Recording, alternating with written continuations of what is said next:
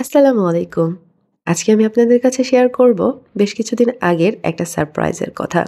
আমার হাসব্যান্ড আর আমি YouTube এ দেখছিলাম যে 'টাইটানিক 2' আসতে যাচ্ছে।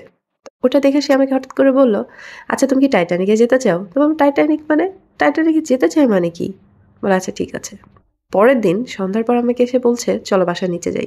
বাসার নিচে যাই মানে? তো চলো বাসার নিচে যাই। তো ঠিক আছে। আমি আর আমার ছেলে কোনমতে রেডি হয়ে বাসার নিচে চলে আসলাম। বাসার নিচে আসার পরে হাঁটতে, হাঁটতে সে আমাকে বলছে, "চলো টাইটানিকে যাই।" বললাম, "তুমি কি আমার সাথে কালকের থেকে ফান করছো?" বলে, "না, সত্যি আমি ফান করছি না। চলো টাইটানিকে যাই।" এরপরে আমরা এই টাইটানিক রেস্টুরেন্টে চলে আসি। এখানে আসার পর আমার ছেলে তো অনেক বন্ধু হয়ে যায়।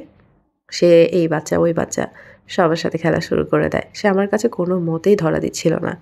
যার কারণে ওর বাবা এক জায়গায় বসেছিল এবং বলছিল, "তুমি তোমার ছেলেকে সামলাও।"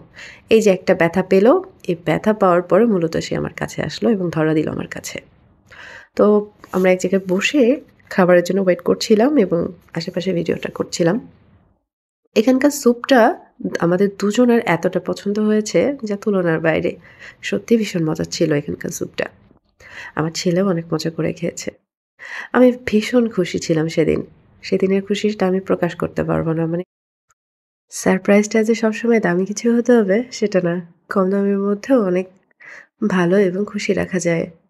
একজন মানুষকে খুশি রাখার জন্য খুব বেশি অর্থের প্রয়োজন হয় না। একটু সময়, একটু ভালোবাসা আর একটু যত্ন।